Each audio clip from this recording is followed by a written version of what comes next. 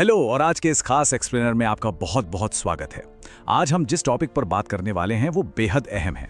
देखिए, भारतीय अर्थव्यवस्था इस वक्त एक बहुत ही दिलचस्प लेकिन काफी चुनौतीपूर्ण दौर से गुजर रही है। ये बिल्कुल एक रस्साकशी यानी टग ऑफ वॉर की तरह है। एक तरफ बाहर की दुनिया से आ रहे भारी झटके हैं तो दूसरी तरफ हमारी अपनी इकोनॉमी की जबरदस्त ताकत।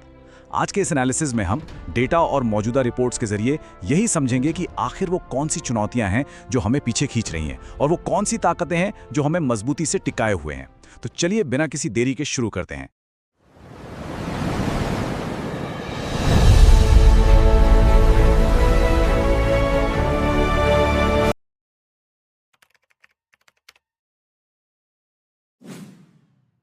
आज हम किन चीजों पर फोकस करेंगे, जल्दी से वो देख लेते हैं।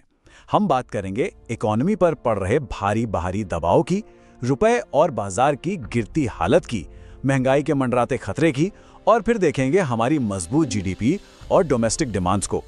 और आखिर में जानेंगे कि सरकार और आरबीआई इस स्थिति को कैसे संभाल रहे हैं। तो चलिए सबसे पहले उस भारी दबाव की बात करते हैं जो फिलहाल हमारी अर्थव्यवस्था पर पड़ रहा है। अब देखिए, ग्लोबल लेवल पर इस वक्त काफी उथल-पुथल मची हुई है। मिडिल ईस्ट में बढ़ता हुआ तनाव और खासकर ईरान का जो संकट है उसने पूरी दुनिया के मार्केट्स में अस्थिरता पैदा कर दी है। और इसका सबसे इमीडिएट इम्पैक्ट कहाँ हुआ है? अंतर्राष्ट्रीय बाजार में कच्चे तेल की कीमतों पर। क्रूड ऑयल के दाम तेजी से ऊपर भागे हैं। अब भारत जैसे देश के लिए जो अपनी जरूरत का ज्यादातर तेल बाहर से मंगाता है, ये बहुत बुरी खबर है। महंगा तेल सीधे तौर पर हमारी इकोनॉमी पर एक बहुत बड़ा और गैर आनुपातिक बोझ डाल देता है। और इस महंगे तेल का सीधा असर हमारी करेंसी और हमारे फाइनेंशियल मार्केट्स पर भी पड़ता है। जरा इस नंबर पर गौर कीजिए, 95। जी हाँ, हालिया डेटा बताता है कि अमेरिकी डॉलर के मुकाबले हमारा रुपया लुढ़क कर 95 के आसपास पहुंच गया है। अब समझिए, अंतर्राष्ट्रीय बाजार में हम तेल डॉलर में खरीदते हैं तो एक तरफ तेल खुद महंगा हो गया है और ऊपर से हमारा रुपया कमजोर हो गया है। ये एक बहुत ही खतरनाक डबल अटैक है। इससे न सिर्फ हमारा आयात यानी इंपोर्ट्स बहुत महंगे हो जाते हैं, बल्कि विदेशी निवेशक भी घबराकर पैसा निकालने लगते हैं। और इसी घबराहट का नतीजा हमें शेयर बाजार में देखने को मिल रहा है। इस ग्लोबल टेंशन और महंगे तेल ने सेंसेक्स और निफ्टी दोनों को काफी नीचे धकेल दिया है। अगर हम थोड़ा और अंदर झांकें तो एयरलाइंस, पेट्रोलियम और ज्वेलरी जैसे सेक्टर सबसे ज्यादा मार झेल रहे हैं। आप खुद सोचिए, अगर क्रूड ऑयल महंगा होगा तो एयरलाइंस का तो एविएशन टरबाइन फ्यूल ही इतना महंगा हो जाएगा कि उनका मुनाफा खत्म होने लगेगा ना। अब इस सारी कहानी का एक बहुत ही सीधा असर आम आदमी पर पड़ता है और वो है महंगाई का खतरा।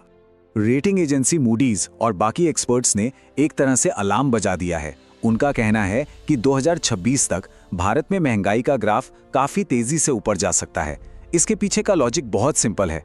जब तेल महंगा होता है तो माल ढुलाई और ट्रांसपोर्टेशन का खर्च बढ़ जाता है, और जब ट्रांसपोर्ट महंगा होता है तो रोजमर्रा के इस्तेमाल की हर चीज, दूध, सब्जी से लेकर साबुन तक, सब कुछ धीरे धीरे महंगा होने लगता है। और मुसीबत सिर्फ देश के बाहर से ही नहीं आ रही है, कुछ घरेलू दिक्कतें भी हैं।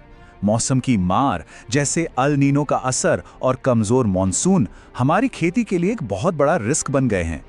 अगर बारिश अच्छी नहीं हुई और फसलों को नुकसान पहुंचा तो खाने पीने की चीजों के दाम आसमान छूने लगेंगे। और इस फूड इन्फ्लेशन का सबसे करारा झटका हमारी ग्रामीण अर्थव्यवस्था यानी रूरल इकोनॉमी को लगेगा।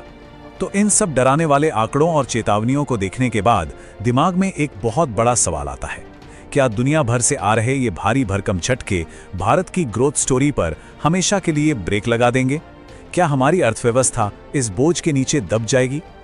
और यही एंट्री होती है हमारे अगले पॉइंट की, जो हमारी इकोनॉमी की असली ताकत है, हमारी मजबूत जीडीपी और डोमेस्टिक डिमांड। इतनी सारी नेगेटिव खबरों और ग्लोबल तूफानों के बावजूद स्टेट बैंक ऑफ इंडिया का अनुमान है कि फाइनेंशियल ईयर 2026 में हमारी जीडीपी 7.5% की दर से ग्रो कर सकती है। जी हां, 7.5%।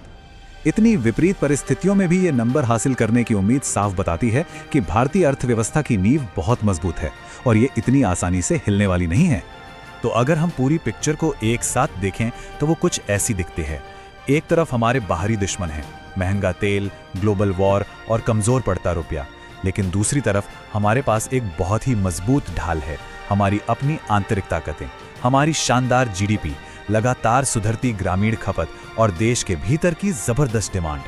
भारत का जो अपना घरेलू बाजार है वो इतना विशाल है कि वो बाहर से आने वाले कई झटकों को खुद ही सोख लेता है।